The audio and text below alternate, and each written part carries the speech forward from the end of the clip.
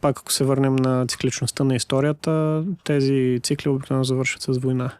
И аз виждам как Европа се превъоръжава, виждам как риториката е изключително агресивна спрямо руснаците.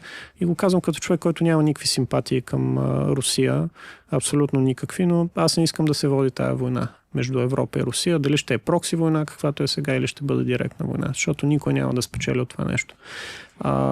И другото нещо, което няма как да стане в Европа, е ти да накараш всички тези нови европейци, които с отвращение гледат на европейските ценности, те да се бият на фронта. Защото според мен има някаква идея, че войската ще изгради нацията. Нали? Това е един от стълбовете на нацията. Тоест новите европейци ще станат германци, французи и така нататък, ще вярват в тези държави през войската. Според мен това няма да стане, просто културният код е много различен.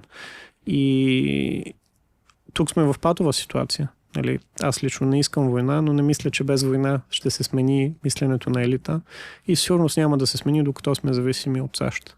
Защото голяма част от този елит е контролиран от американците.